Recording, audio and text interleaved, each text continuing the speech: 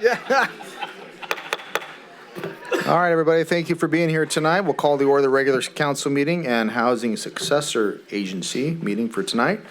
This meeting is being held in the council chambers, which are open for public attendance and participation. The meeting will also be live streamed for public viewing, but not participation at the link identified in the agenda. Email comments sent and received received by the city clerk at least 24 hours before the meeting were distributed to the city council prior to the meeting. Can I have a roll call, please? Mayor Harris. Here. Vice Mayor Shaw. Here. Councilmember Boomgarden. Here. Councilmember Kirchner. Here. Councilmember Pasquale. Here. All right, if you could all stand, please, for invocation by Mr. Vice Mayor Dave Shaw, and then I will leave that with the pledge. Let's pray.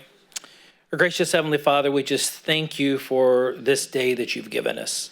Father, we just thank you for this time of the year where love for our brother and our sister is even more paramount and on everyone's mind. Father, I pray for safety over our city, safety over all the families as they join together during this holiday time. And Father, I just pray for this council and the leadership of this city that you would just give us wisdom and clarity, and your perfect will be done for the residents of this city. And we give you the glory and honor in Jesus' name. Amen. I pledge allegiance to the flag of the United States of America and to the republic for which it stands, one nation, under God, indivisible, with liberty and justice for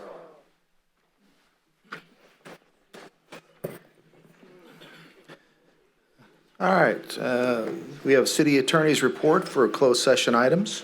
Thank you, Mr. Mayor. There was no reportable action taken in closed session. Thank you. Do we have any agenda modifications? Anybody on the council? Good, all right. Now the good part, we have 4 things, and what's nice is we get to take care of our own 4 times tonight, so it's really good. We're gonna start by having the Police Chief Brian Baker come on down, and the Post Law Enforcement Consultant Marty Picone come on down, and if we may, the rest of us join them.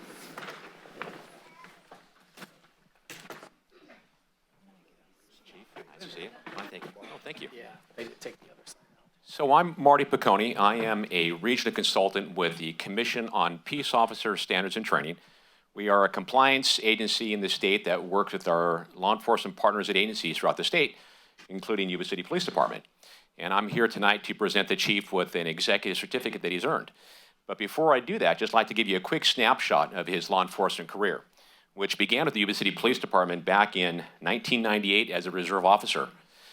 Then within a year, he was appointed full-time as a police officer with the police department. Then in 2002, he was assigned as a detective. And then he began his promotions. In December of 2005, promoted to sergeant. In July of 2016, promoted to lieutenant. In June of 2019, promoted to commander. And then finally, as your chief of police on September 29th, 2021. So to qualify for the certificate, the chief would have had to have completed at least 60 semester units of college, which he aced in spades by not only getting his bachelor's degree, but also a Master of Science degree from Cal State Long Beach. He would have had to also complete Post's 80-hour executive development course, which he did. And then he would have had to have been a head of agency, in this case, chief of police, for at least 2 years, which he's done, thus qualifying for the executive certificate. So, on behalf of the executive director of Post, Manny Alvarez, I'd like to present to the chief his executive certificate. Thank you.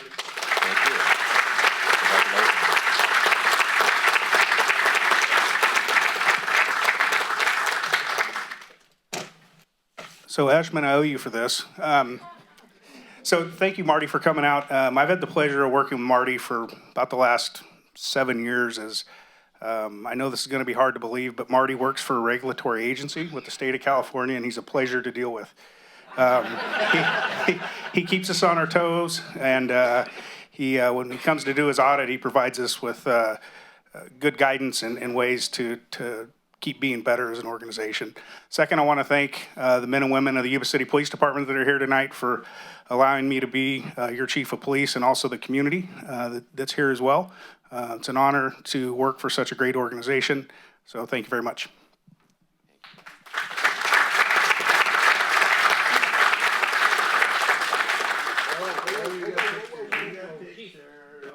Not so fast. I tried. And Mr. Piccone, my apologies for mispronouncing your name. I meant to get with you earlier, but I forgot. We're doing a picture. All right. Well, no, we have more stuff for you.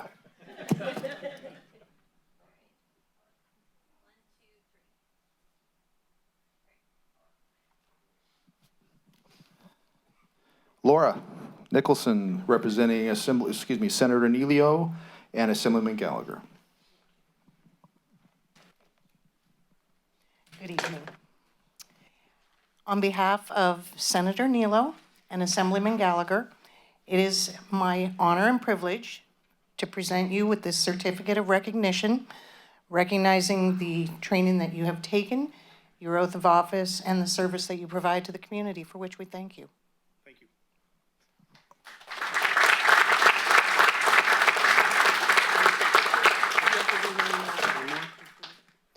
All right, Mr. Morgan, David Morgan, representing Congressman LaMalfa. Thank you, Mr. Mayor. But wait, there's more. No picture. No picture, okay. David with Congressman Doug LaMalfa's office, honored to present you with a special congressional certificate recognizing your post-training. We appreciate the hard work and leadership that you've done for the city of Yuba City. You're a special part that makes this community what it is, and we thank you for everything you've done. And on behalf of the grateful district, we appreciate you. So thank you.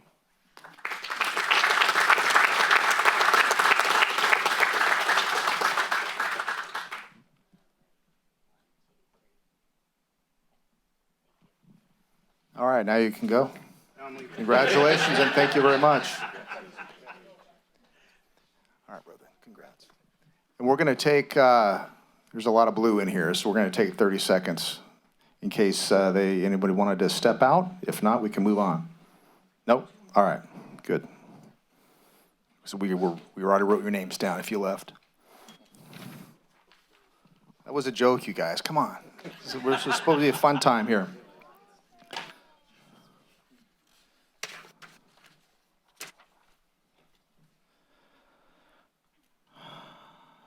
All right, Mr. Robert McMains, come on down.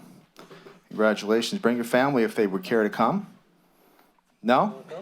You're more than welcome. It's all coming to a head. We can ask someone to do that, but okay, that's fine. All right, so you all, Mr. Robert McMains here, looking good in a suit. How do you feel in a suit? You're probably not used to it. Much better. Yeah, much better. No Kevlar this time, so that's good. All right, in recognition of your retirement, Robert, whereas Robert McMains started his law enforcement career as a police officer with the city of Gridley on October 1st, 2004, and on November 25th, 2006, he was hired as a police officer by the city of Yuba City. And he has held the positions of patrol officer and school resource officer. Officer McMains has served as an example of a team player in his capacity as employee of the city of Yuba City. Robert has received 3 Chiefs Unit of the Year awards, 2 police commendation ribbons, the police fitness ribbon, and a division commander letter of recognition. Whereas Officer McMains kept faith with the public, he has so honorably served for more than 19 years. And now, therefore, let it be resolved that I, Sean Harris, Mayor of the City of Yuba City, and on behalf of the entire City Council and the citizens we serve, do hereby congratulate Officer Robert McMains on the occasion of his honorable retirement, effective December 30th, 2023. We wish Officer McMains and his family the very best in the future. So congratulations very much. Would you like to say anything? Thank you all for coming. Do I need the mic? Thank you all for coming. It's been a pleasure serving the city of Yuba City for the last 17 years. I look forward to continuing to live in this community for a long time. Thank you.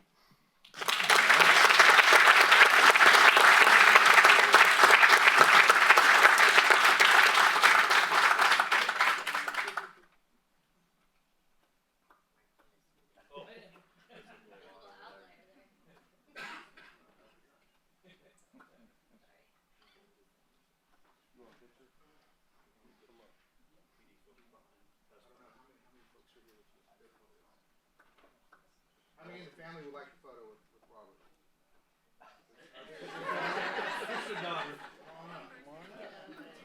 One chance here. Scoot over.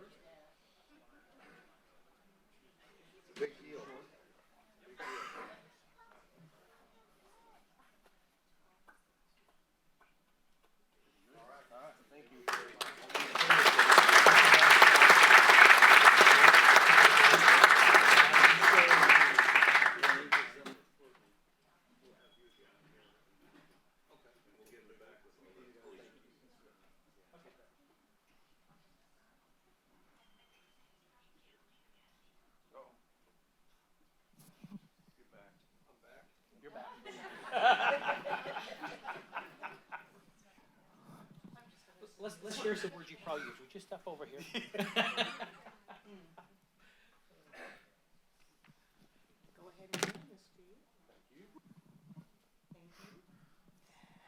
Good evening. On behalf of Senator Nilo and Assemblyman Gallagher, on the occasion of your retirement, it is truly an honor to present you with this joint resolution of recognition of your career, your service, everything that you have done for this community, known and unknown, to take care of us, and we really thank you and wish you all the best in your retirement.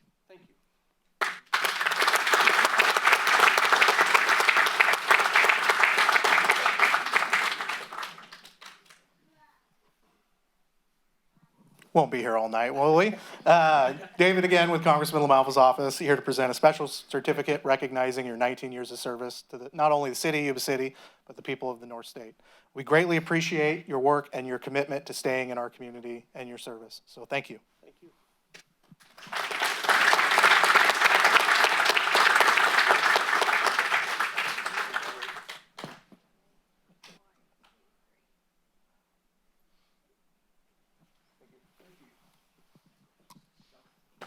And thank you. You know, Laura mentioned the things that he's done, known and unknown, and I guarantee, even though we know a lot of great deal about some of the good things, and same thing with Steve, the unknowns is what matters. And I tell you, there's a lot of unknowns when it comes to that career, and your family right there deserves a round of applause too, I think, because they put in a lot.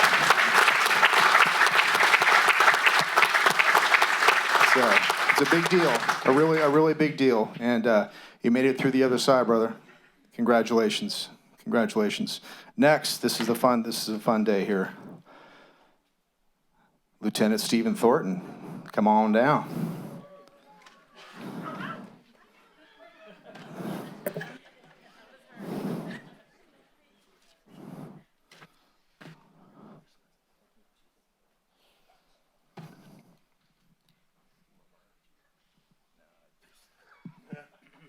Off and on, off and on, off and on. It's crazy. Okay, so Stephen Thornton, Police Lieutenant, in recognition of your retirement, the day has come.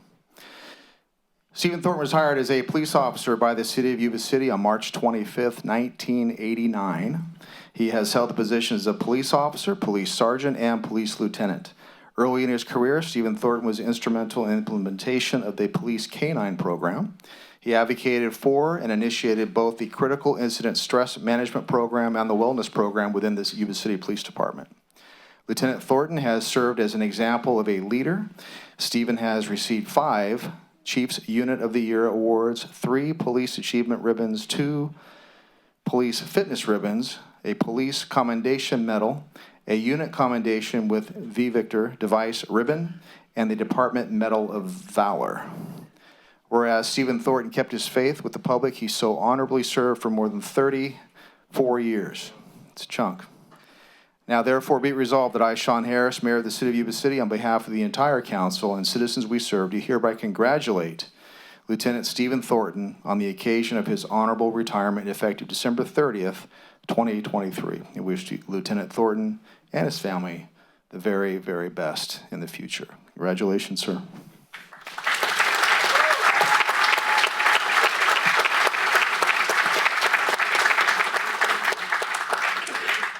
All right, and I've been ventured to guess that we have something else here. Laura? Oh, sorry, my bad.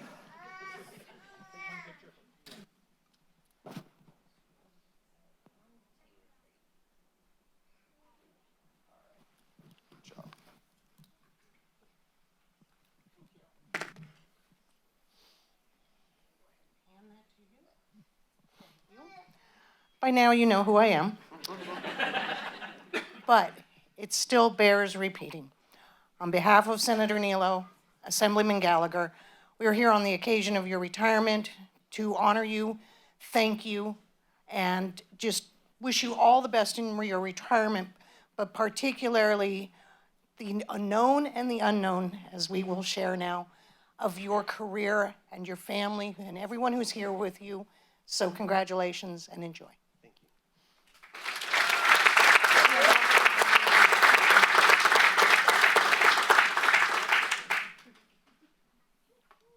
takes all my lines, I swear. So, as has been said, thank you for your 34 years of service.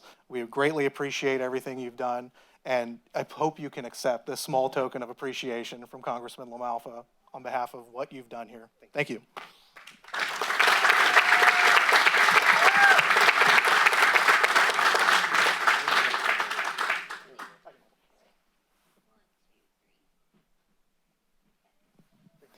All right, how about council, we get in the back like we've done before. I see you have a lot of friends out here. And I would invite, what? I will. Right after we have Steve say a couple words, you guys come down. And we'd love to have a group photo, because this is like, 34 years is a chunk, and here he is standing here in the flesh with a lot of knowledge and a lot of experience and a lot of service behind him. And we owe that to him to thank him. So come on down when you're done. You didn't dodge it. You can thank the vice mayor for reminding me. All right. First of all, thank you for everybody that came out in support of this. It's been an honor, and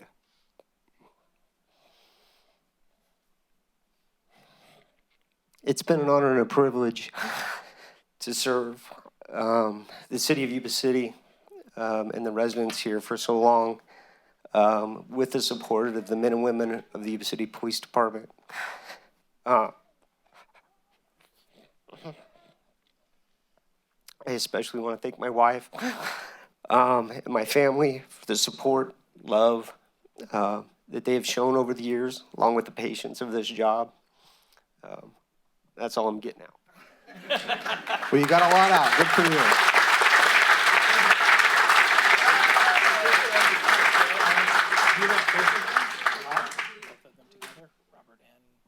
They want, you guys want a group photo of both of you? It doesn't matter. It doesn't matter. Come on down.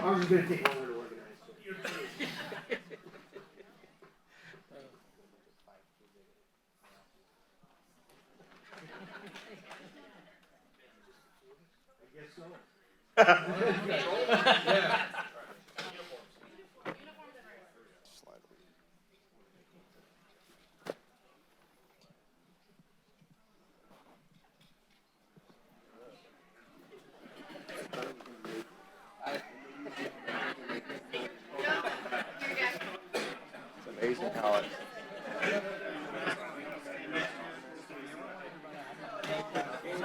Tall guys are going to have to disperse here. I'm sitting there.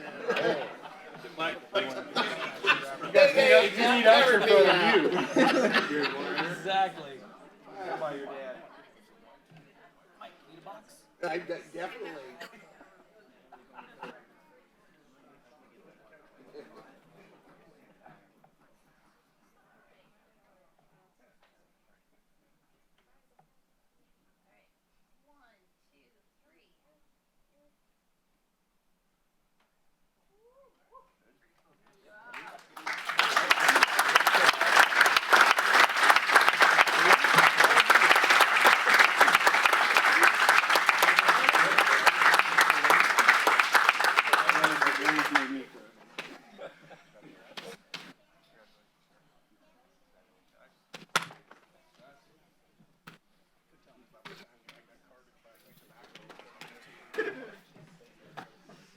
Steve, would you like your family?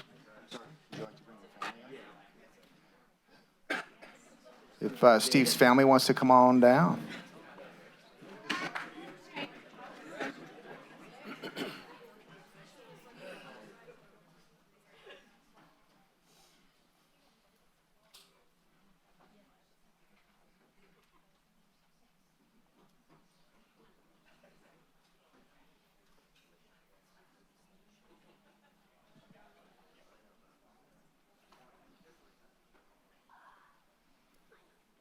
about a few close relatives. Excellent.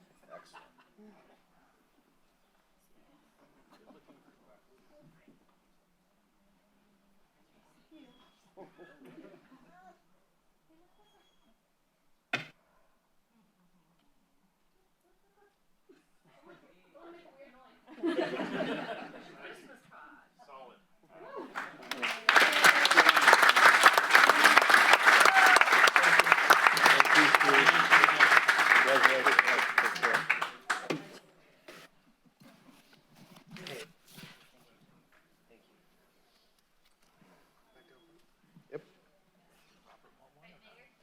like to do one more photo with all of the PD staff, not just the uniform photos, if you don't mind. Absolutely, sure. So Lieutenant Thornton could come up, and then Officer McMains. And then all PD staff.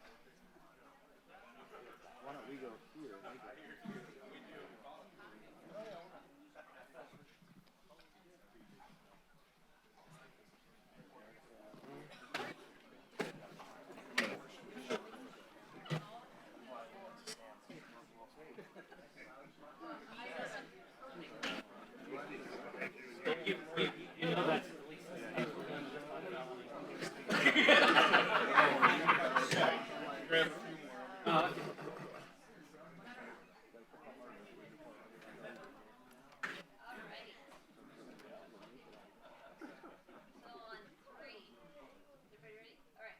1, 2, 3. All right, thank you.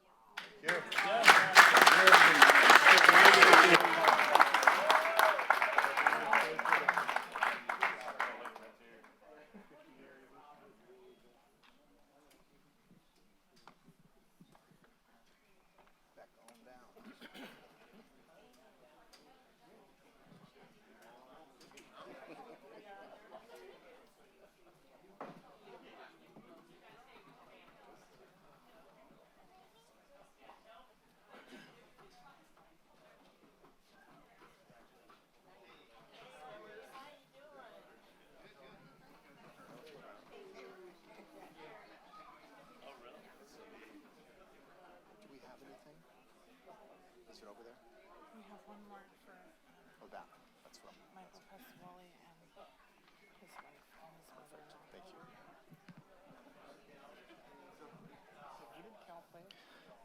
All right, Stephanie and Sharon, there they are.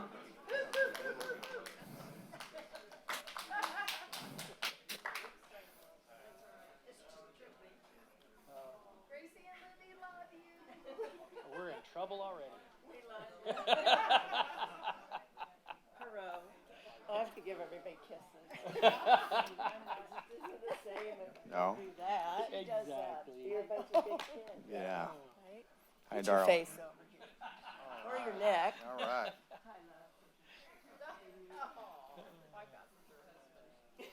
Perfect. Uh-oh.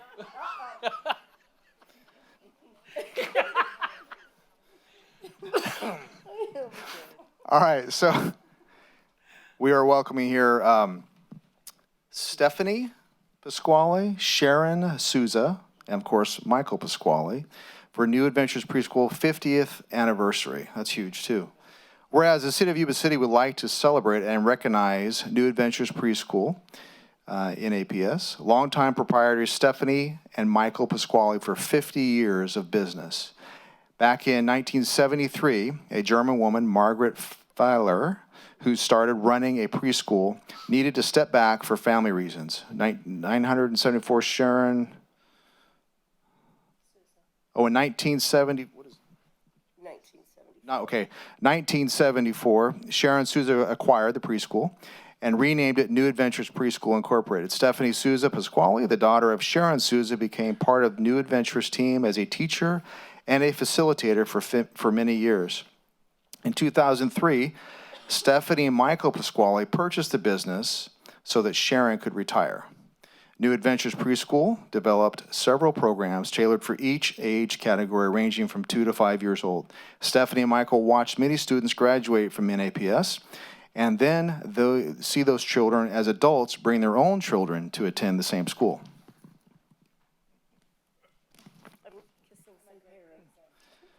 Whereas, I like you.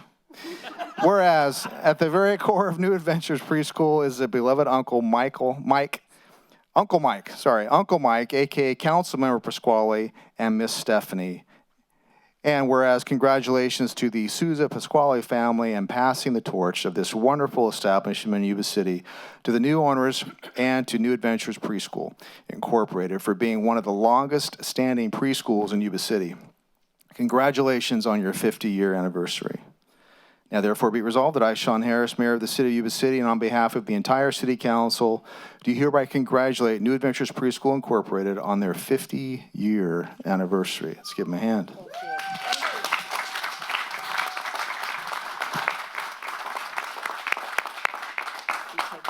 We're going to take a picture.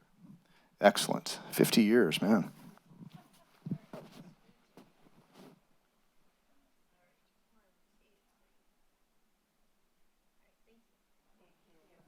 All right. Would you like to say anything? Yes? I know you do. Every day's a new day. I will not sing and refrain from that. I see some parents, grandparents, aunts, and uncles, and daddies, and a lot of the men in blue have been parents at my school. As Uncle Mike would say, Funyun and Eshy. So we are blessed and honored to receive this lovely and kind award. New Adventures is all the better for the amazing people that have walked through our doors and the impact that all of you have made on me and my mother and Michael is pretty darn swell. And I thank each and every one of you for the support and love you've given that little school that at one point held 102 people, 102 kids. So that was kind of a rock concert in its own little way. And again, we thank you for your love and support over the many years. I've only retired, how many times? I fired you 3. Yeah, you fired me 3. I retired 8 times, and you fired me 3, right. Yes, it has been a real pleasure. And to pass it on to my daughter and to my son-in-law was the best thing that ever happened, because she made it, and he made it the best, the very best. Thank you. You're welcome. I love you. Love you too, Mom. I love you too. Okay. New Adventures now lives on with Katie Earlrich as the owner and director, and Vicki Wheaton as our assistant director, and they will keep it strong and thriving and the awesome place that it's always been. And I'm still there till June, and then I'm having surgeries for my knees. Thank you. And then I'll sing. I'll sing too. Can I come up here and sing one meeting? Come on and get down. It off? Yeah, you bet. Okay. I think the Feel last free. meeting you had, that you needed someone to sing a little bit, do a little razzmatazz. Absolutely. Okay. I'm your girl. I'm your girl. No, we'll bring the preschool kids down. Did we already do a photo? I can't remember. We did? We did? All right. Well, thank you very much. One more hand. Get out.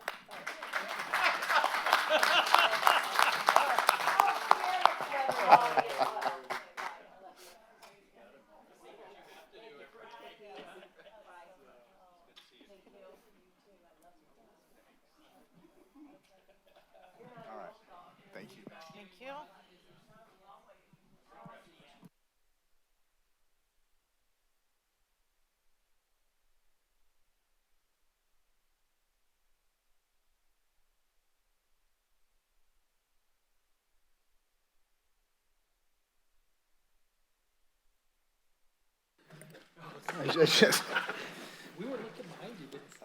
Yeah.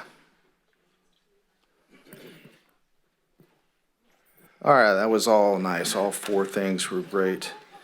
We're moving on to, okay, good.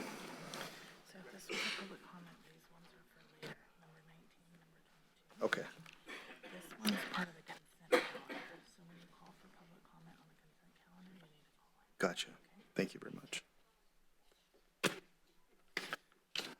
1 second.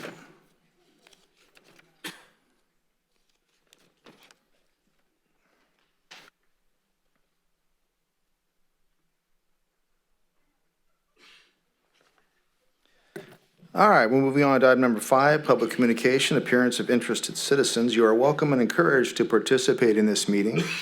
Public comment is taken on action items appearing on the consent calendar or business items on the agenda when they are called. Public comment on any other items within the scope of the city's jurisdiction, including items not listed on the agenda, will be considered at this time. Public comment is limited to 3 minutes per speaker. Members of the public submitting written requests at least 24 hours prior to the meeting will be allotted 5 minutes to comment per speaker. Repetitive comments may be limited, and large groups are encouraged to select representatives to express the opinions of the group. Do we have any comments from the public? Okay. And, so that's on the agenda. Yeah, David Cunin. There you are.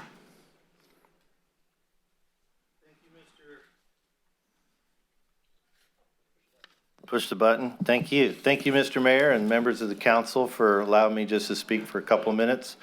I just wanted to thank the city staff and all the incredible things they did this year, particularly the Temple, Fifth Street Bridge, helping out with a little matter on the backside of a neighboring property, and U City Council as well. And so I wanted to bear this very inexpensive baking good that I made in my own oven. It cost me $5 in materials and my own labor. So that's probably one of the few things I do. I do bake. And it's called the Dave Cunin Colosso Cookie.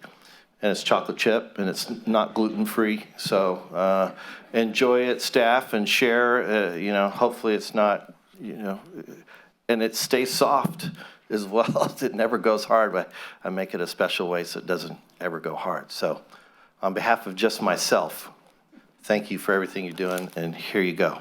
All right? Where should I take it? I don't know where to. Is there a vote you got to take to receive it or something? No.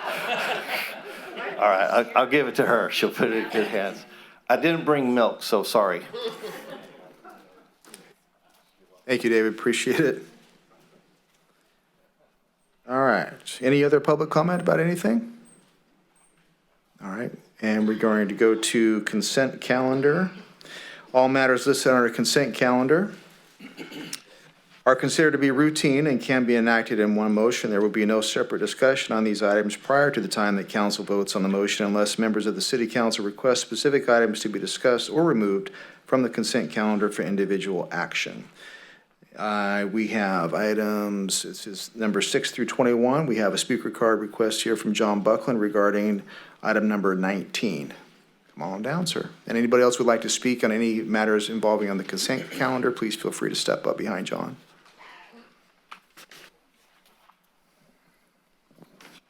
Thank you, Mayor and council members. Thanks for this opportunity to come and speak. This is regarding the traffic calming that is being proposed for the Fifth Street Bridge. First, let me tell you my experience with the Fifth Street Bridge. I cross over it 4 times a week at between 7 and 7:15 every morning. And the speeds going eastbound over that bridge are incredibly high. If you're trying to do 35 miles an hour as posted, you're going to be passed and cut off each time you go over the bridge. You're probably going to get the finger occasionally because you're slowing people down. It's posted, and I just want to take the time to kind of put this in perspective. It's posted at 35. That means the vehicles are moving at 51 feet per second. That's true velocity. The average that's going on up there is 66 feet per second. That's 45 miles an hour. I have seen and witnessed frequently speeds upwards of 65 miles an hour going over that bridge, sometimes even higher. That's 92 feet per second. All of these measurements in the proposal to put up signage and all of that, there's one sign that matters on that bridge. That's the posted speed limit. You can put up all the delineators, oh, and by the way, order more because they're gonna get knocked down. Delineators are expendable and they're gonna go flying through the air. I would venture a guess they're gonna be put up in the mid-January. Look to replace them the next week because these cars are frequently, the definition of lane diving, a lane change takes approximately 2 seconds to make. That's at a lower speed, and they're already consuming upwards of 180 feet at high speed. On the average speed, they're consuming 132 feet to make that lane change. So one of the proposals that I saw and the design of that bridge, I'm going to go into one other component, and that's the merge lane onto the bridge eastbound from Bridge Street. That's about a 175-degree turn, I believe, something like that. That lane was designed for 35 miles an hour. When you have vehicles approaching that lane in the right-hand lane at 65, these people are getting cut off, trying just to simply merge onto the bridge and go do their business over on the other side. So what I'm asking is that have some consideration. Enforcement is paramount to the situation up there. Second to that, and I'm not being sarcastic, be prepared. That's not, anything that is done with signage is not going to stop the gore point from getting hit up there. It's going to take people slowing down and being aware of it. So I would just ask and seriously consider not putting in rumble strips up there. They're not going to do a bit of good. There's not a set of rumble strips in this town that have ever slowed down traffic. So I appreciate it. Thank you for the opportunity to speak. Thank you. Anybody else care to speak on a consent item? All right, bring it back to council. Through the mayor? Yep. I move to approve consent calendar items 6 through 21. Second. All right, motion by Councilmember Kirchner, seconded by Vice Mayor Shaw. All those in favor, please signify by saying aye. Aye. Opposed? There we go. Consent items are passed.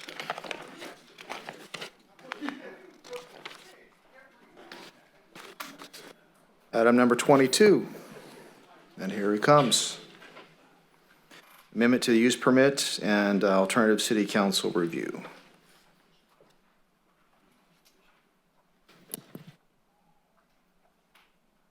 Good evening, Mayor, council members. Doug Levee with Development Services. At the end of today, we received a letter from a Bridget Barnes representing Stop the Dump. She submitted the letter, like I said, electronically at the very end of today. We printed it out and we handed it out to you ahead of tonight's meeting. Okay, so to get into this item, Recycling Industries Use Permit 1705 and Plan Development 1703 amendment. So we're here to determine whether to use the alternative city council review process in consideration of the requested amendment to the Recycling Industries Use Permit and Development Plan. Project site is utilized as a large volume transfer station at 1209 Putman Avenue. It actually has two addresses. The second is 140 Epley Drive. A little entitlement history. The site was originally established in 2008 by a use permit approved by the Planning Commission. The site was expanded by a second use permit in 2014. The most recent entitlements were approved in 2019 on appeal from the Planning Commission, where the City Council conditionally approved the use permits and development plan. Now, the Municipal Code, Section 8-5.7003F, provides an opportunity for direct City Council review of use permits and development plans. Now, factors to in order to use this process, include the likelihood of a future appeal to the City Council if another review process is used, the public interest in expediting the review process, and any other items related to public health, safety, and welfare. Now, tonight's item it's important to recognize, tonight's item is not to consider the merits of the amendment proposed or whether to approve or deny the application, only to whether or not to utilize the alternative review process. The most recent entitlements did generate significant public interest and opposition and were appealed to the City Council. Combined with the requirement specified in Condition 60 that future modifications be brought to Council, City staff is bringing this item forward to determine if the City Council desires to utilize the alternative review process consistent with today's adopted processes. It's important to point out that if you choose to use this process, it requires approval by a majority of the City Council. Regarding public notice, staff did mail notice to those persons owning property within 300 feet of the recycling industry property for this item. We also provided electronic and mailed notice to the attorney representing the previous project opposition. So the recommended action, adopt a resolution of the City Council of the City of Yuba City making the determination to utilize the alternative City Council review process in consideration of Recycling Industries Amendment to Use Permit 1705 and Development Plan 1703 as provided by Municipal Code Section 8-5.7003F located at 140 Epley Drive. And that would conclude my comments, and happy to answer any questions you may have. Thank you. Thank you, Mr. Levee. Any comment from the council? We do have some public comment. Speaker card from Bridget Barnes.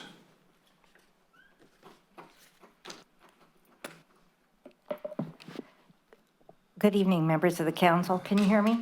Yep. Okay, thanks. Yes, I submitted the letter late this afternoon in response to the review of the staff report. I am here on behalf of staff Stop the Dump, as I was in 2018 and 2019 in the middle of all of the public hearings that were generated related to the application for that then current application for the use of the recycling transfer station. I'm just going to summarize the letter. You have it in front of you.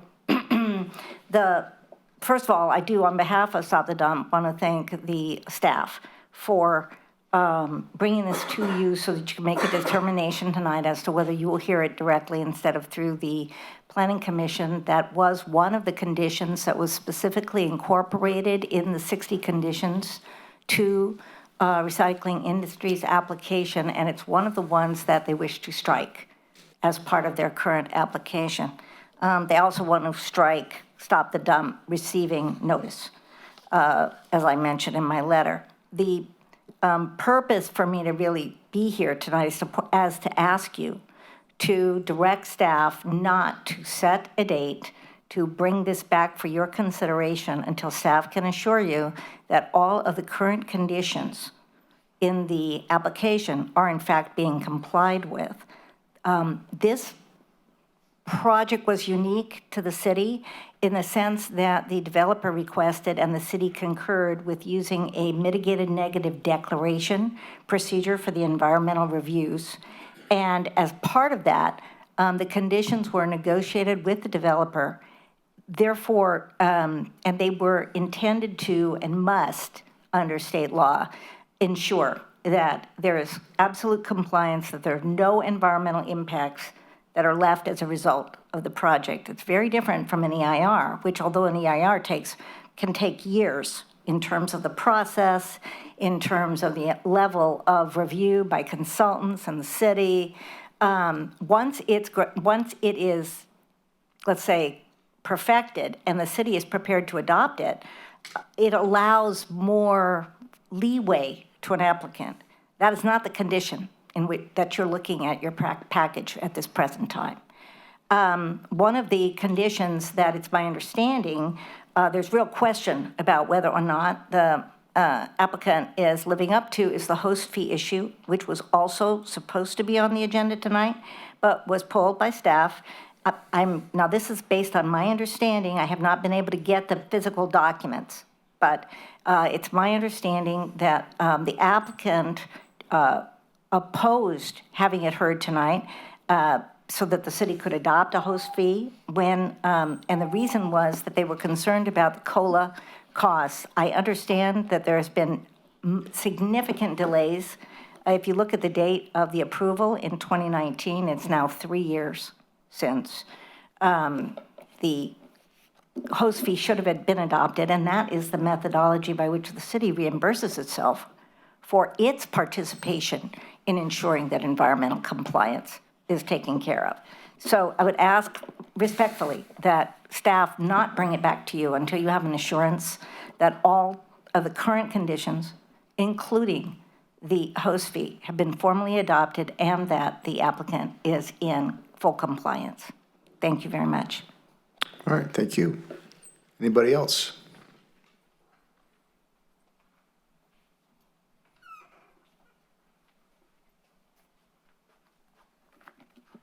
Good evening, Mr. Mayor, council members. Thank you for allowing me to make this comment on this topic. As General Manager of Ecology for the last 3 years, I've enjoyed a professional relationship with the City of Yuba City and its staff. We need your name for the record, please. I apologize, sir. Okay.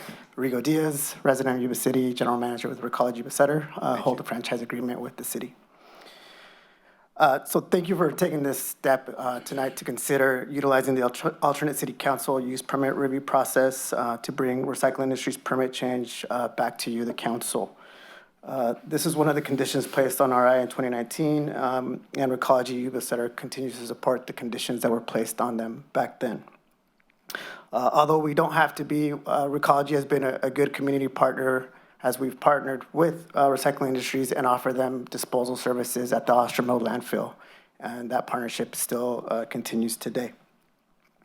Their use permit amendment application calls for the removal of any conditions that were placed on them by the city council and brings into question the intentions of these requests.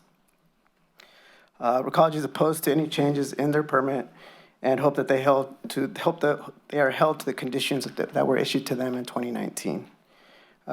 We please ask that you encourage staff to keep Recology informed on this process as it continues to go through the process of approval.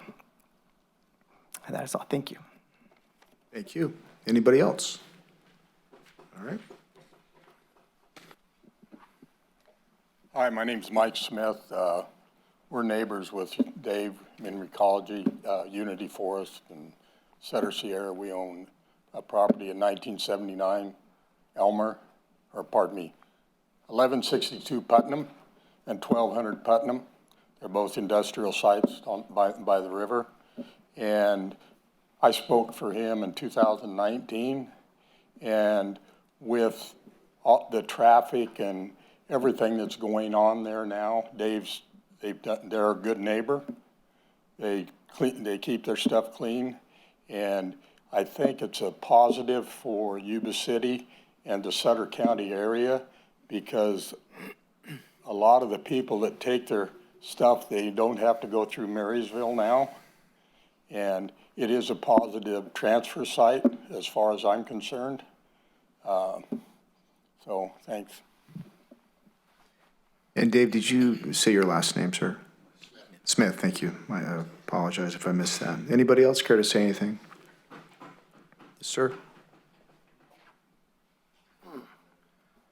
Hello, my name is David Cunin. I'm the general manager and property owner of 140 Epley Drive where the transfer station is. We call it the Ritz. It's the Recycling Industries Transfer Station, Ritz. I just wanted to comment to respond to a couple inaccurate statements. Number one, there is a host fee agreement in place right now. We've been paying host fees to the city. The agreement's trying to be amended, and we've been working with staff at their timeline to get it amended. And Recycling Industries did not pull or request to be pulled any item on the agenda tonight. We had nothing to do with that. We've been working back and forth. If it didn't make it, it's just a policy of how things get finalized before it hits staff and gets to, so we didn't ask for anything to be pulled tonight or anything on the host fee. And we support this process to go back to the council. I think it's the simplest way to do it. And hopefully you approve it so we can get back to council in the future. Thank you. Thank you. Anybody else? Nope. Okay, we can bring back to council for a comment and a motion. Through the mayor. Yep. I want to bring us back to the point at hand, which is whether or not we're going to handle it at the council level versus anything else going on. And, you know, Mr. Levy, I appreciate you bringing it forward, and we did put the process in a couple of years ago. But if we don't bring it straight to council, then we are dishonoring the word of the council and what the agreement was that was formed several years ago. We didn't form the agreement. They formed the agreement, and it was condition 60. It says it will come back to the council. And it's because, if anybody remembers what we went through back during 17 and 18, you know, that's to to avoid having that all over again, you know. Things that's going on down there, you know, I've ridden by, it looks better than it did before, Dave, I will tell you that. You know, but questions are gonna come up, that's come up tonight, but tonight is not the place or the time. This is about whether we're gonna have it here at the council level. And I would remind everyone here that that was the agreement that was made. It does not need to go back to the planning commission. It comes here, both parties agreed to it. So that's where it needs to land. And if this is just a formality because of our policy, great, but it has to come back here. Good. All right. We have a motion. Mayor, adopt resolution number 22, adopt a resolution of the City Council of the City of Yuba City making the determination to utilize the alternative City Council review process and consideration of recycling industries amendment to use permit 17-05 and development plan 17-03 as provided by Municipal Code section 8-5.7003F located at 140 Epley Drive, Assessors Parcel number 54-083026. Second. I have first and second in favor of adopting the resolution. All those in favor, please signify by saying aye. Aye. And opposed? None. Thank you very much. Move it on up. Item number 23, Sutter Butte's Flood Control Agency consideration of the Sutter Butte Basin Regional Levee Improvement Program Levee Development Impact Nexus Fee Study. All right. All right, Mayor, you have me once again. Okay, so I'm really just teeing this item up. Brief history, from 2007 to 2021, Yuba City had adopted and collected a flood protection fee. It was in mid-2021 where the City Council rescinded that fee with the understanding that the Sutter Butte's Flood Control Agency, or SBFCA, would be establishing a regional impact fee for the entire Sutter Butte Basin. And they have done that work. They are back now before you to discuss that. Ahead of this meeting, while working with SBFCA, we did some outreach to the development community. We held a public workshop in these council chambers late summer. We invited everyone in the development community that we had access to. People could participate either in person or virtually. And so we heard that feedback, and then now we're bringing this forward. And I should note that, for this item, there's several member agencies, and Yuba City is the last agency to consider this. So the counties of Sutter and Butte and the cities of Biggs, Gridley, and Live Oak have considered and adopted this fee. So with that, I would like to introduce Michael Bassett, the Executive Director for SBFCA, and also Seth Wurzel, the Budget Manager with the agency.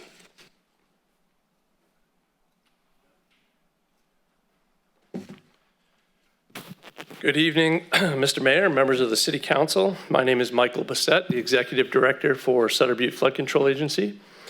It's a real pleasure to be here tonight, and I want to thank the city manager and the city attorney and all the staff for helping us get to this point. It's been a fairly long journey to get here, so we're excited to be here tonight. So tonight, There's going to be one presentation. So myself and Seth Roselle, the SBFCA's budget manager, will provide the presentation. And then we'll have 2 public hearings. So open up the first public hearing, see if there's comments, conclude, open up the second public hearing. So that's the process for tonight. A little background, Sutter Butte Flood Control Agency's charge. So our mission is to implement urban level of protection, 200-year level of protection for the urban areas in our basin, and also to provide 100-year level of protection in the southern portion of the basin.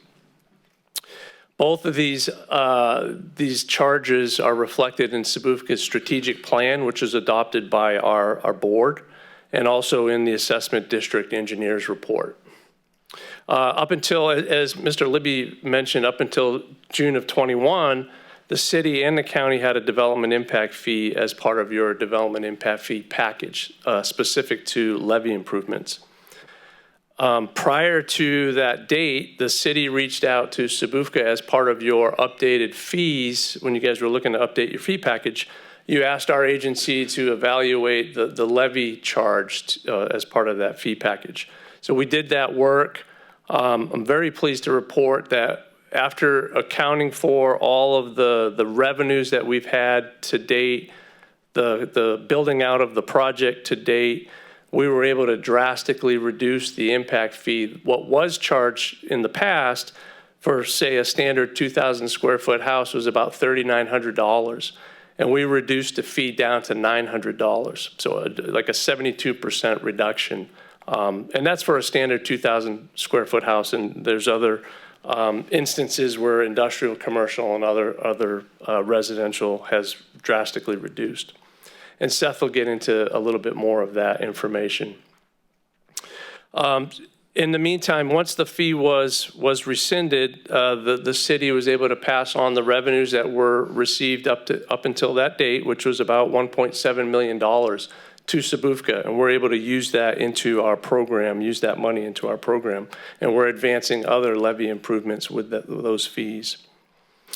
And as Mr. Libby also pointed out, we've reached a milestone where all of our member land use agencies have adopted this fee. So we're pleased to report that to this council tonight and hoping for the same outcome. Fingers crossed. So why is this fee important? As I mentioned, we're still in the process of, we have achieved our 200-year level of protection. We were able to pass that and pass that on to this city and the other cities in the north. And that allows development to continue. We're still working on delivering the 100-year level of protection to the southern portion of the basin. We advanced the urban area protection first. We had to protect the most people and property. That's how we advanced our program. But we're still building out the levee improvements in the south.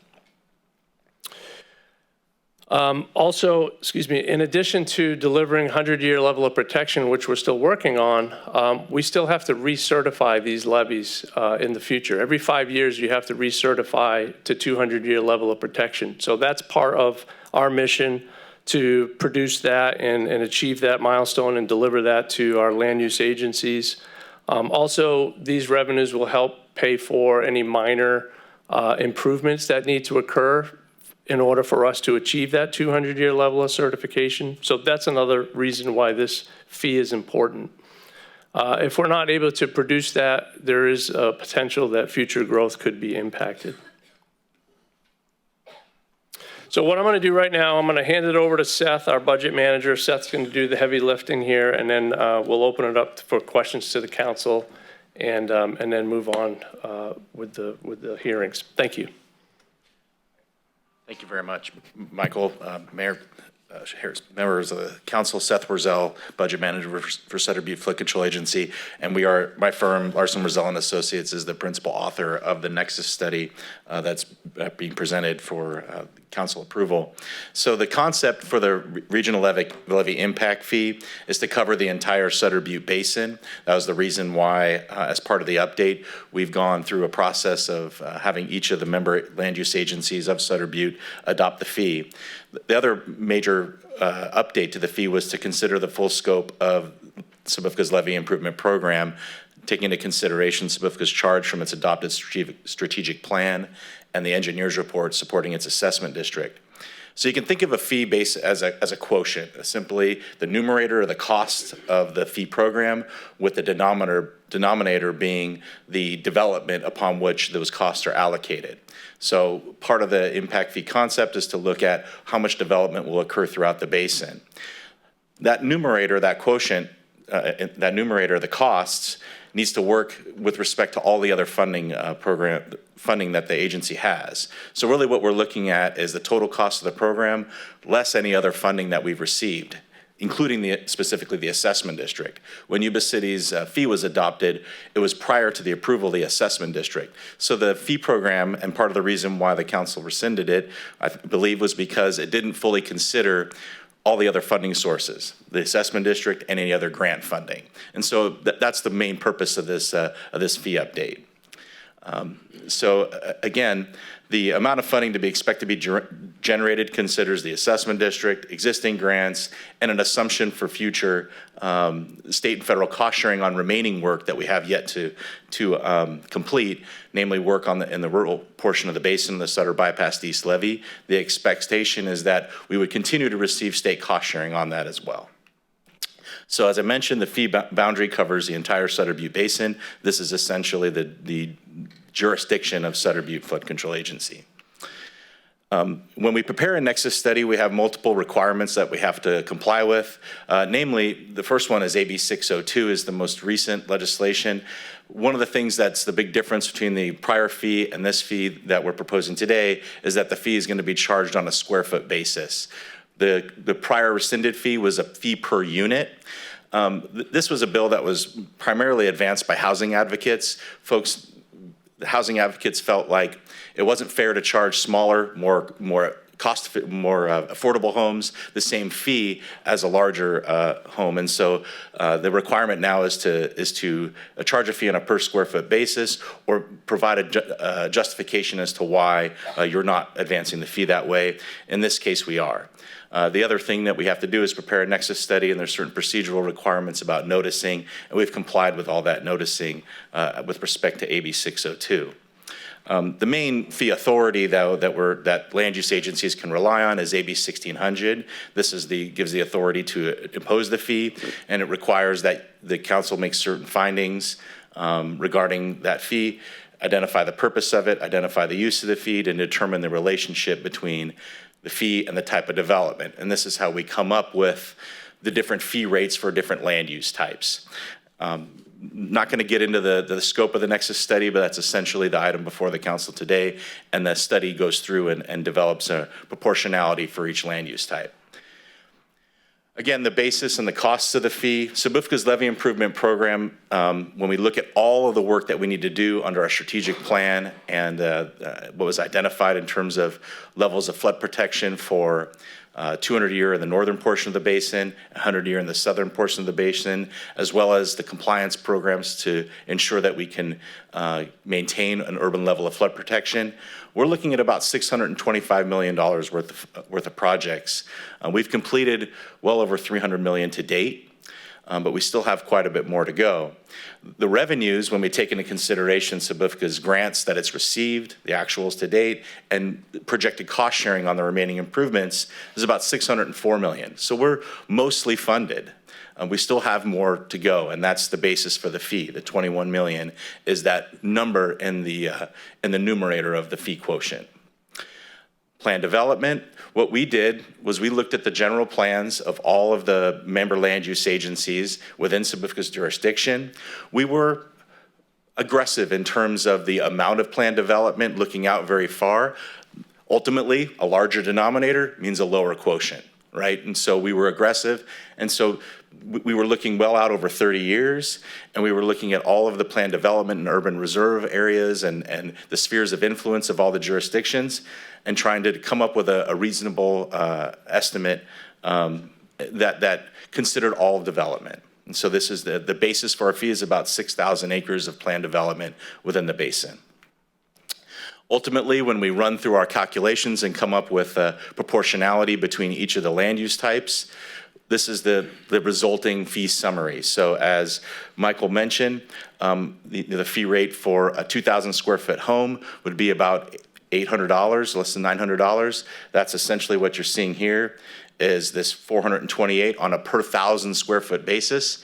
Presenting it on a 1,000 square foot basis because I think it's easier to say $428 versus 42.8 cents per square foot. So that's essentially what we're looking at, and that would be a fully burdened rate with administrative costs covered through the collection of that fee. And most of the development is single-family residential development that's planned in the basin, so that's why we're generally focusing on that more than the other fee rates. So in terms of how this program would be administered, the fee would be charged prior to the issuance of a building permit. Through the Nexus study, whatever the land use jurisdictions have in terms of deferral of fee collection, that's fine with respect, and that's reflected in the Nexus study. Again, the fee would apply to all planned development in the basin that creates a flood protection impact. That impact is being damaged as a result of an uncontrolled flood, being damageable property in the floodplain. If there is a way that development can demonstrate that it does not benefit from flood protection because it's above that base flood elevation without the project in place, for some reason it's elevated on stilts, it'd have to be pretty high up in this basin because without Sutter Butte's project, the floodplain in Yuba City is well over 5 to 6 feet for most areas. And so, or if you had like a ring levee or something around if you can demonstrate that you don't benefit from flood protection, then you would be exempt from the fee.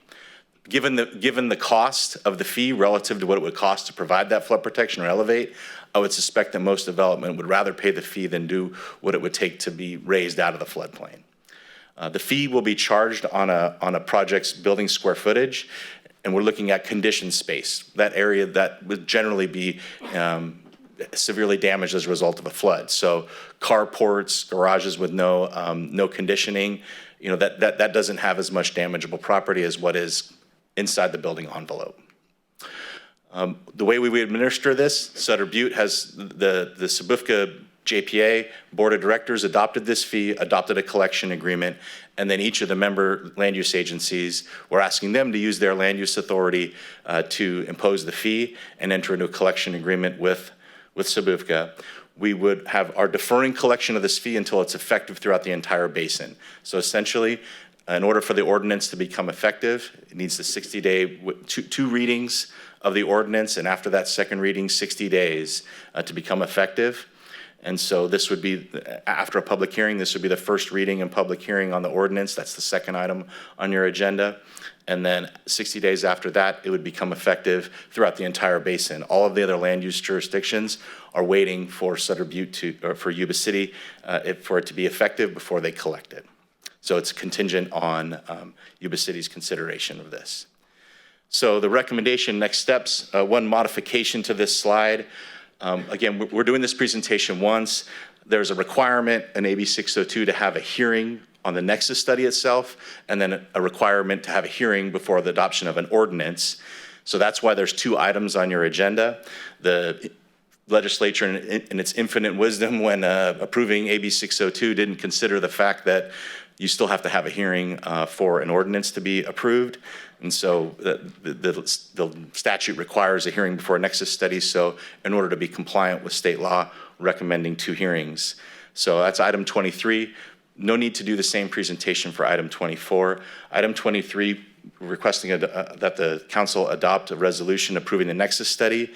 And then item 24, after your hearing, consider a resolution adopting adopt the ordinance, adopt a resolution approving the fee, and then adopt a resolution considering the authority to approve the collection agreement and delegate that authority to the city manager after council review.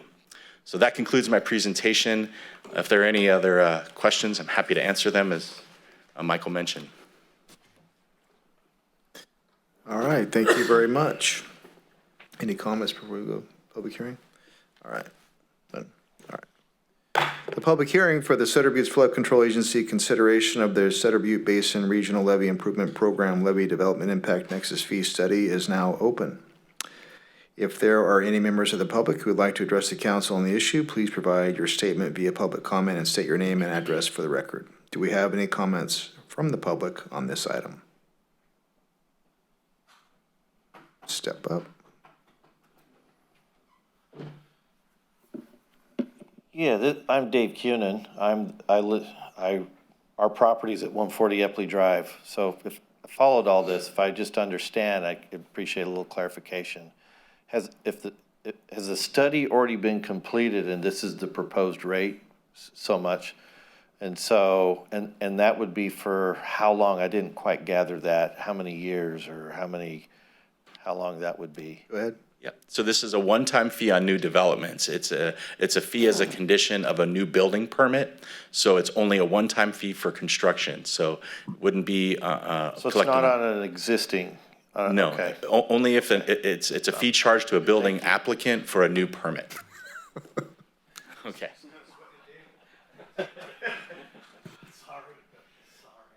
It's all good. Anybody else?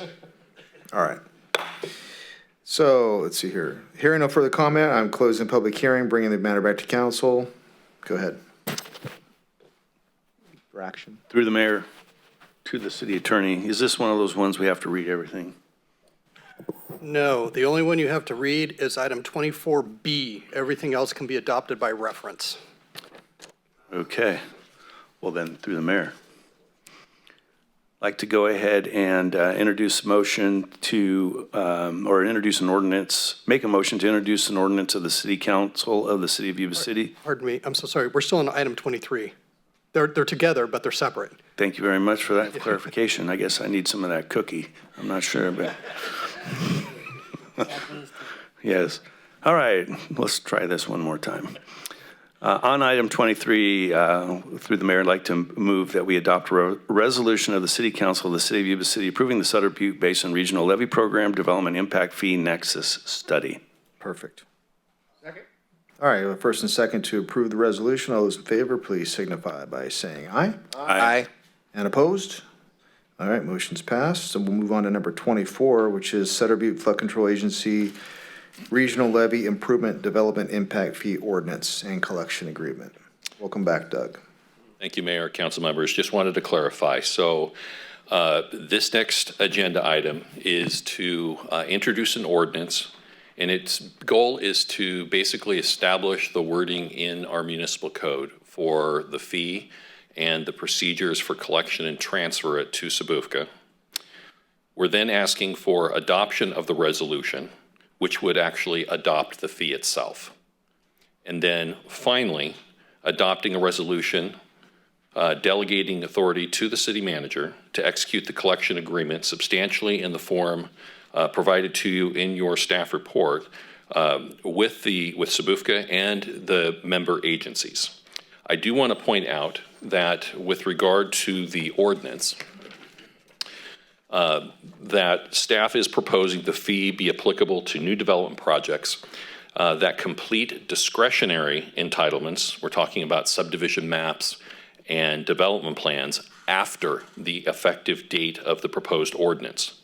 So projects which have existing approved entitlements completed before the effective date of the ordinance would not be subjected to the fee. So with that, that would conclude my comments unless you have any questions. Thank you. No, I think that's reasonable. Any comments? Through the mayor. I do have. Who said that? That would be me. Go ahead. I just want to take a moment, not necessarily on the last item, but as a member of SBFCA, acknowledge the work that Michael and Seth have done and the patience they have shown their SBFCA and the working relationship with the city of Yuba City. I think at some point or another, I think it was us that kind of said, hey, let's get everybody else on board before before we move forward with this. And I just want to acknowledge their efforts and their patience in working and getting this done, and look forward to a positive vote here so that we can move it all forward. Thanks. Through the mayor. Very well said. Thank you. And go ahead. And Mark, you beat me to it. Michael, I noticed you got it, you timed it for when it's raining, which I think was brilliant, absolutely brilliant. But just to echo what Mark said, as just a citizen of this community watching how methodical Sutter Butte Flood Control Agency is, and having lived through 3 evacuations and understanding that we do live in a floodplain and we're very vulnerable, and levees are built by man. Okay? I appreciate what the work that you've done with this and put into this, and support it, so thank you. Through the mayor? Sir? I've got a question. Your model for the fee, and you're looking at 6,000 acres of development basically in this area, and you got a 30-year projection. Was that modeled out to 30 years? Because you know, okay, you may get 100 acres done this year and nothing done in 10 years, and then we are at the 30-year, and you've got a fee that was established in 2023, and now you're looking at 2053. Was there a model for this fee? You taking in those considerations? Yeah, so within the fee study, in the Nexus study that was approved by the council, there's a methodology that's laid out in an appendix that talks about how we reviewed the general plans of each of the jurisdictions, Butte County, Sutter County, and all the 4 cities, and looked at their horizon for those general plans and try to normalize them around a common date. Each of the general plans has different time frames, but normalize them around a common date for purposes of establishing that denominator in the quotient. Okay, all right, thank you. All right. Go ahead and have the public hearing. Public hearing for the Sutter Butte Flood Control Agency Regional Levee Improvement Development Impact Fee Ordinance and Collection Agreement is now open. If there are any members of the public who would like to address the council on the issue, please provide your statement via public comment and state your name and address for the record. Do we have any comments from the public on this item? Hearing no comment on the issue, I'm closing public hearing, bringing the matter back to council. And if you noted, we do have to read B, but C and D can be moved by reference. Through the mayor. Someone wants to read.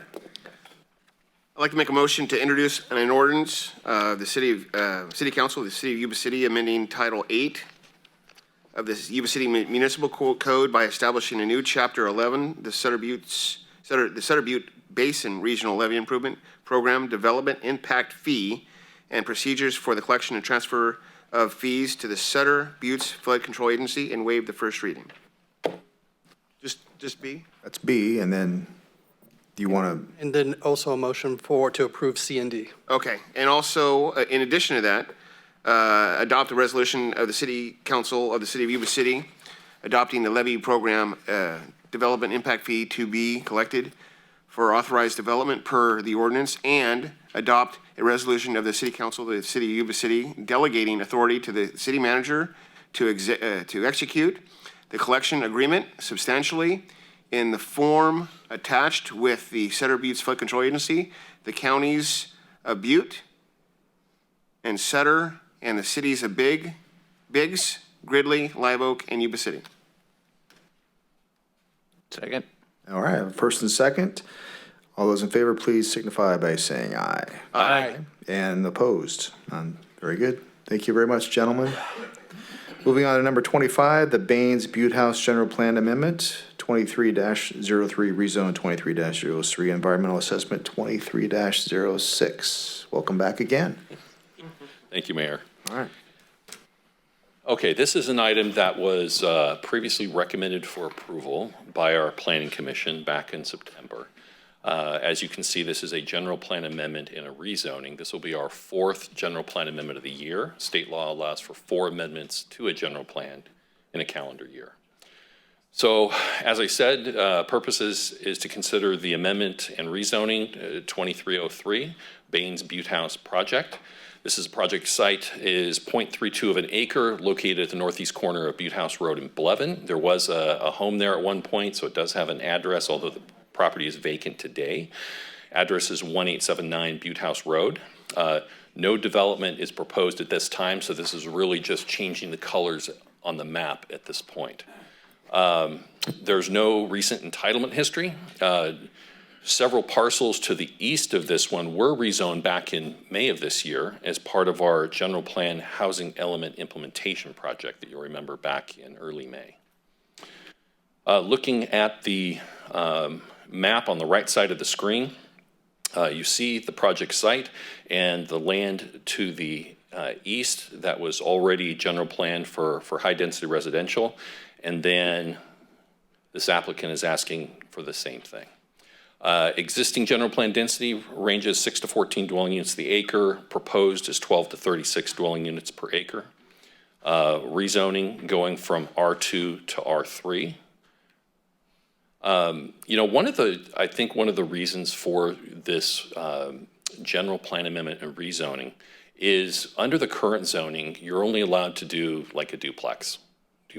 And so we think that they have a desire to do something a little larger, possibly like a fourplex or just a small apartment complex on the property.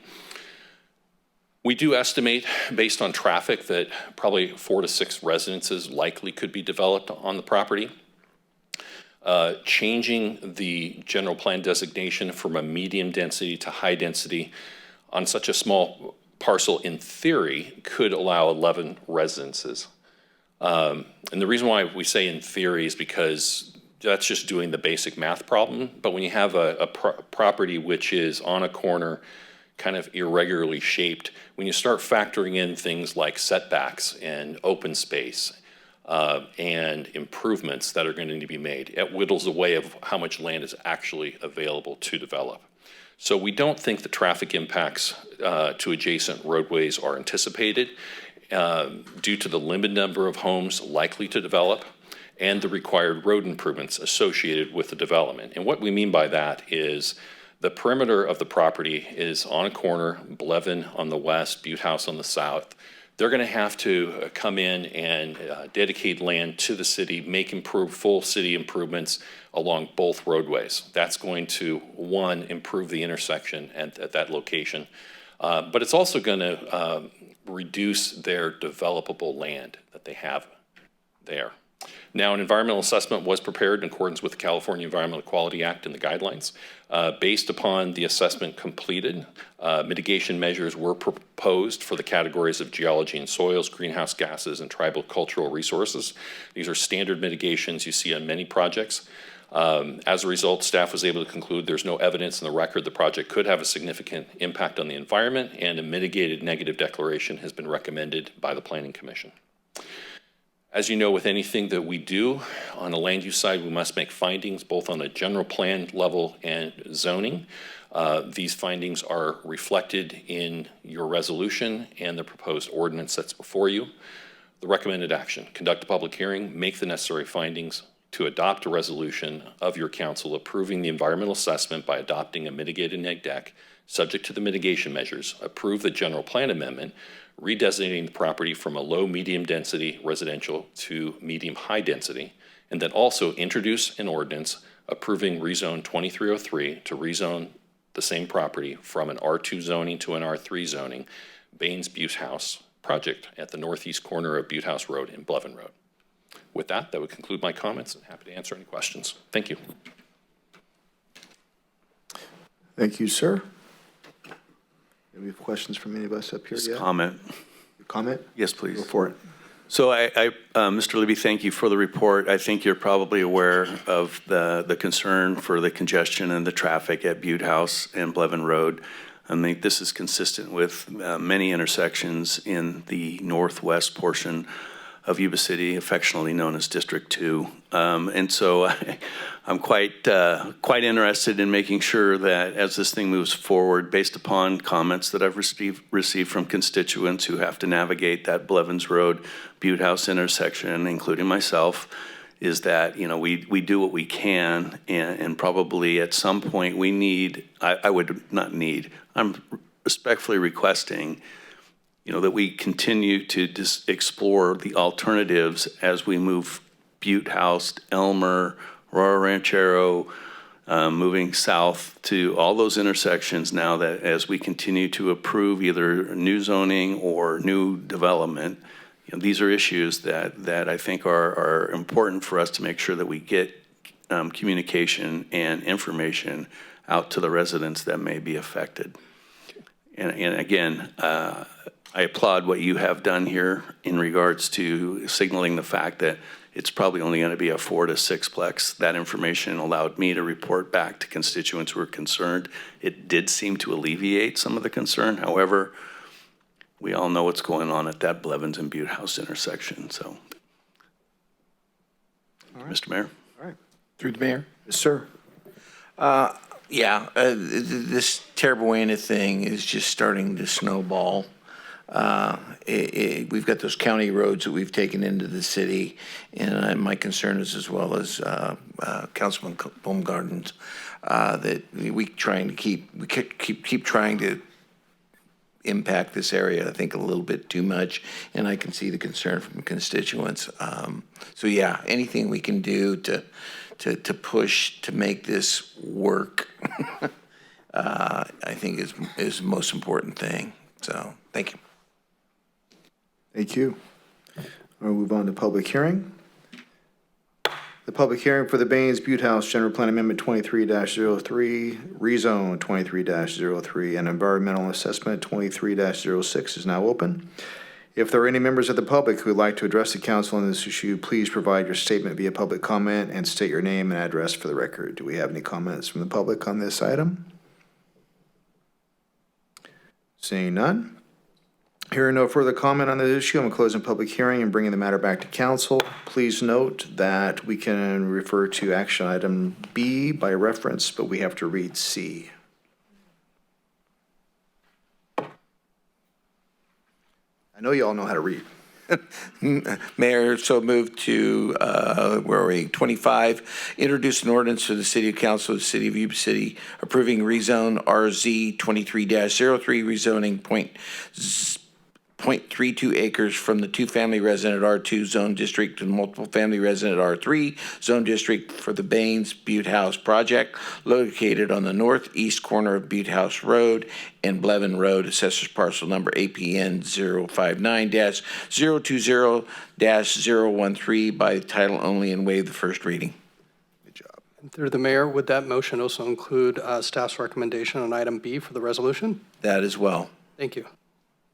Thank you. Second. And a second.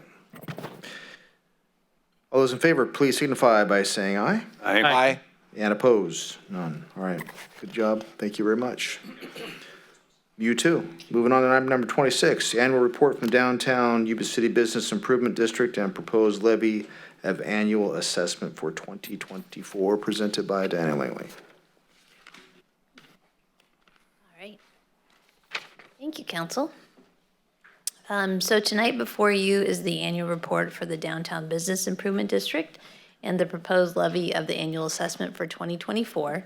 This is an annual process that we go through where this time of year we bring forward the report and then set a public hearing for a subsequent council meeting.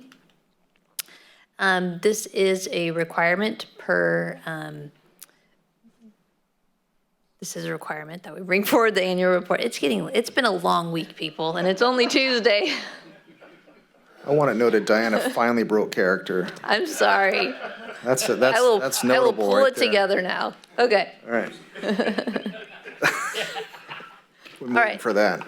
So the annual report outlines accomplishments for 2022-2023, the 2024 directors and committee members, which just to note, there's a new president, Ryan Hinshaw of State Farm Insurance, And so we appreciate everything that Sandy Drown has done over the years, and there is a new president. The proposed improvements and activities, the estimated 2023 expenses, the budget for 2024, and then the district assessment formula that stays the same from year to year. And so the recommendation tonight is to adopt the annual report and then adopt a resolution of intention to collect the 2024 annual assessments and set a public hearing for January 16th. Also to note, we will be bringing forward an ordinance modification to change how the fees are collected, late fees, so that the city becomes the collector of those fees. So with that, I'd be happy to answer any questions. All right. Any comment from the public at all? All right. We can come back for a motion. Through the mayor. Sure.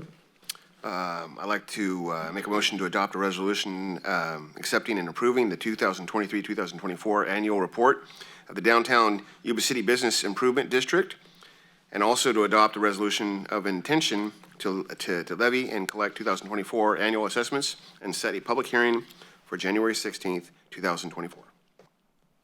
All right. And we have a first and a second. All those in favor, please signify by saying aye. Aye. Opposed? None. Thank you very much. And now we're moving on to 27, public hearing number 2 for updating of city council member district boundaries for annexed property. Welcome back. Thank you. I promise I'm going to be pulled together for this. You're great. You're great. Okay. We're almost done. We're almost there. All right, so this item is back in November, brought this before you because we've had quite a bit of annexed areas in the city. So to the southwest of District 4, and then also to the south of Districts 4 and 5. And so at the last meeting, we discussed the process to amend the boundaries to include these annexed areas. At that time, we had a public hearing in which former Vice Mayor Manny Cardoza spoke about how his recommendation to split the annexed areas into Districts 4 and 5. Since that time, he submitted a map with his proposal, which I know has been distributed to council. Tonight is the second public hearing related to this item, with the remaining public hearings scheduled through January 16th, February 6th. We'll then introduce an ordinance on February 20th and then adopt the ordinance on March 5th. The mandatory criteria is that any annexed property must be added to the nearest existing council district, and no other changes to existing council districts can occur. So with that in mind, staff agreed, and with the former vice mayor, and actually this was what we had considered, was to annex this or include this area in District 4, this area into District 4. It's split by Highway 99 right here, and the east side of 99 goes into District 5. And so tonight we're requesting that council conduct a public hearing to receive public input on the district boundaries. All right. Good. All right. The public hearing for updating the city council member district boundaries for annexed property is now open. If there are any members of the public who'd like to address the council on the issue, please provide your statement via public comment and state your name and an address for the record. Do we have any comments from the public on this item? All right. Seeing none, I'm closing the public hearing and bringing the matter back to council, which is information only. No council action needed. So we will go on to number 28, the appointments of city council, regional boards, and committees. Of course, my job as the mayor is to make those assignments. We went through those in detail. There weren't a lot of major changes, except I do know one here on the LAFCO committee. I have Councilmember Boomgarden as primary and myself listed as primary. That is, I am supposed to be listed as an alternate in that case. Other than that, some jockeying around due to personal requests and preferences and giving opportunities for other people to experience different boards and commissions, but it's pretty self-explanatory. There wasn't a lot of major alterations this time around. And I would like any public comment, if any, at this point. And seeing none, we can bring them back to council for comment and eventual action. Through the mayor? Sir. Gill Sizer on my name is twice. Is there two that I don't know of? Or is just one? It's fourth item down and then sixth item down. It says Gill Sizer Drainage District, Gill Sizer Drainage District. They're doubling you up. Okay. You gotta get twice. Well, I was just wondering. It's a good question. I think we can remedy that pretty easy. Okay, just typo, fine, all right. That's my- Typo, Sierra? Yeah. Okay, no worries. That's good. All right. Through the mayor. Yes, sir. Since we've had all the drama, we can stand tonight. Move to approve these assignments. And Vice Mayor Shaw, would that be with the clarifications as noted? With the drama included, yes. Okay, thank you. All right. First and a second to approve the council appoint regional boards and committees assignments. All those in favor, please signify by saying aye. Aye. And opposed? None. Do we have any future agenda items anybody would like to request? Good. Okay. And see, reports and communications. Following reports and communication items are provided for the council's information. No action can be taken on items under this section unless the council agrees to include it on a subsequent agenda item, starting with city manager. All right, thank you. I just want to commend the Community Services Department for their breakfast with Santa this last weekend and thank the senior commissioners that were there to make the waffles and serve the food, and also the youth commissioners that were there as well. So thank you for being there. Also want to thank all of the staff and council that was involved in the holiday truck parade. That would not be successful without everybody that puts so much time and effort into it. Sierra was a large part of that. Of course, Chief Alexander is the one that brought the idea to us, but thank you to everybody for that. We have a council goal setting session scheduled for January 30th, and that'll be during the day. And then I just want to also acknowledge as we come into Christmas and New Year's, there are a lot of operations within this city that are 24 hours a day, regardless of whether or not it's a holiday. And I just want to say thank you for all of those employees that work during those holidays. So happy holidays. Thank you. Oh, very good. Thank you. All right, we'll begin with Councilmember Baumgarten. Thank you, Mr. Mayor. Echo the comments about the holiday truck parade. Phenomenal turnout, at least in the district, and I heard it was pretty much citywide. And you can see the pride and the joy from the city employees with the increased decorations in the vehicles. And I think one of the best things I saw was several youngsters with actual signs saying thank you. I mean, it really was cool to see that. But I hope we can continue that. I know we will. Also, the city's winter celebration was an opportunity, even though I wasn't there to spend a lot of time, just the opportunity to get everybody together in a social atmosphere to recognize the holidays. The Christmas stroll, an opportunity to go down there and help the mayor light the tree, and again, another well-attended event. And these are the things that bring quality of life to the city of Yuba City, and I really commend our city employees for their participations. Attended SBFCA. I'm not going to get into that. We spent enough time with them this evening. But again, they keep us dry, which is good. Did attend the ribbon cutting for the Blue Zones. They moved their office down to further south on Plymouth Street. And, they're really doing good things in the community. And I had the opportunity to represent the city there. Represented the city at Wreaths Across America, 3,400 wreaths at the Sutter Cemetery. Kudos to Tom and Rob and Walter, who at least at the Sutter Cemetery, and I know others attended at other cemeteries, but they had a lot of people out there, and obviously there's a lot of veterans, but we were still short 600 wreaths, so we're trying to catch up for next year. I want to thank the council for the opportunity to serve you all as on the Revenue Ad Hoc Committee.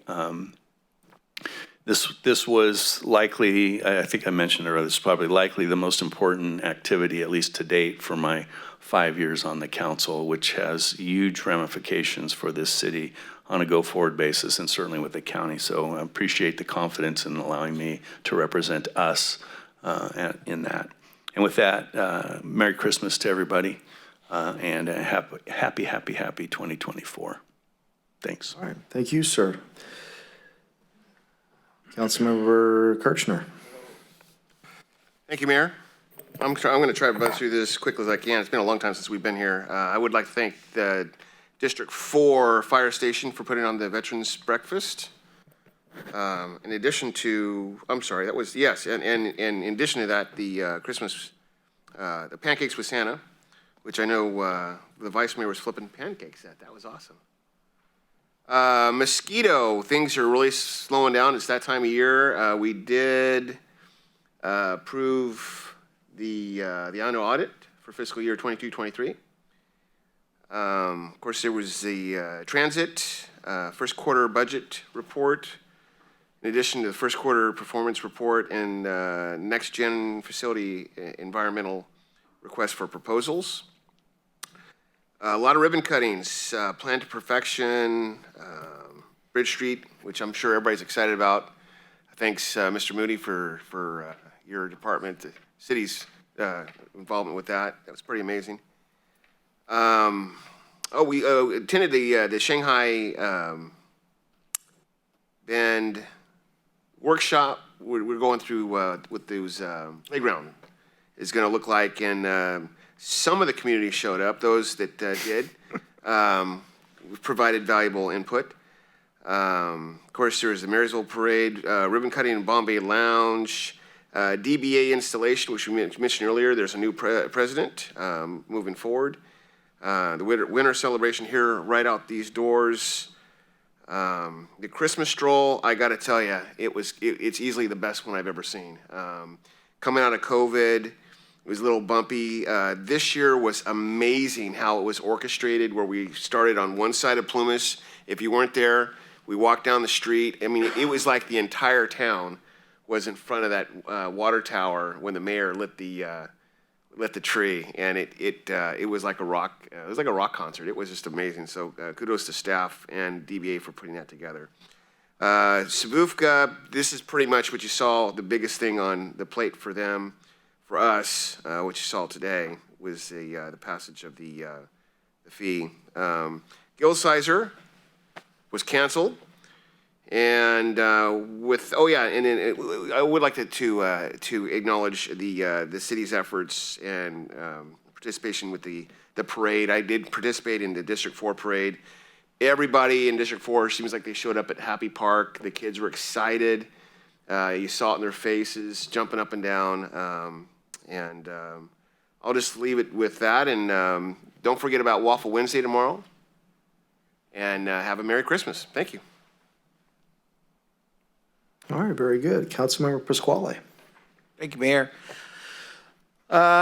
Duties, Homeless Consortium meeting, Zoom. We are going to transition from Zoom purgatory to personal meetings twice a year instead of the quarterly thing going on. I think being in the Zoom mode has gotten people lackadaisical, and they're not really stepping up and putting their heads together to get this thing resolved.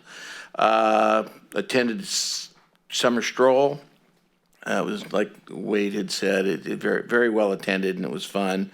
And I got a few shout outs of there's Uncle Mike once again.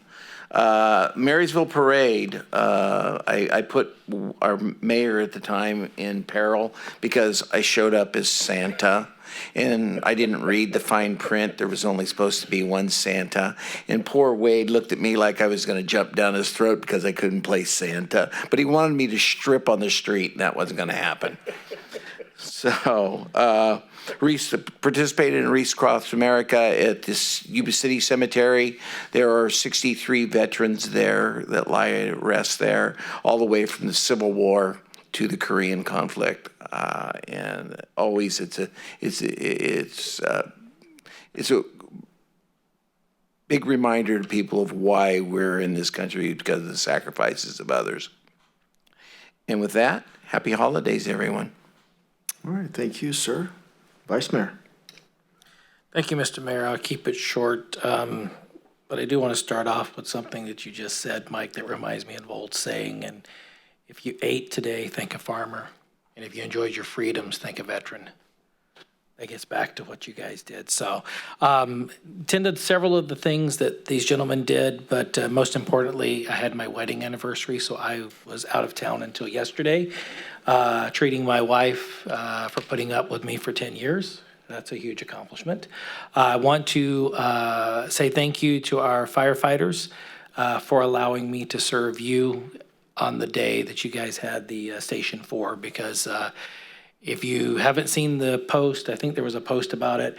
We have a young fire department. They had like 15 babies, and they were all there. So, the greatest thing I thought that I could do that day was actually cook so they could spend time with their kids, because that's really what Christmas is about. I got meetings coming up, but I'm just going to close it with this. Merry Christmas and Happy New Year. All right. A lot of duplication here. I too attended Wreaths Across America. Mike and I were both at Yuba City Cemetery.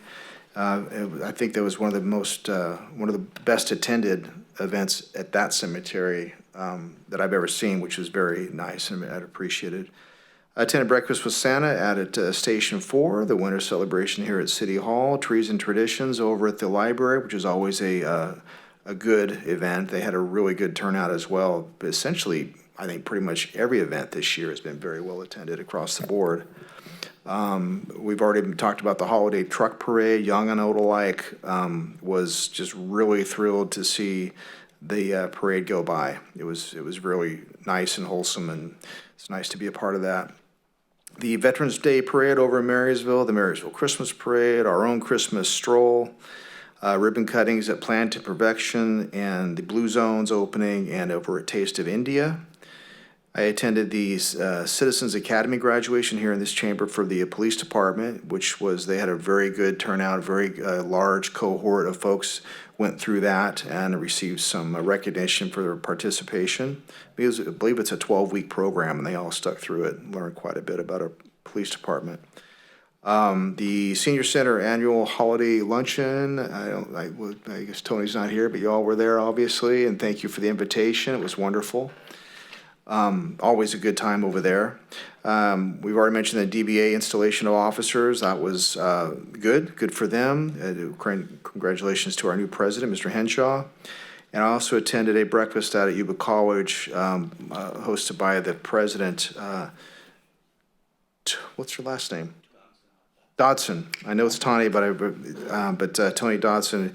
It's kind of neat. She called it "You Need to Know," which was kind of a neat little hook to get everybody over there. She had a really put together PowerPoint with all the things going on at Yuba College, which I can tell you is that is a gem out there that I would love to be a part of to the extent possible to get the word out and everything that's available out there. They do really, really good things for our community.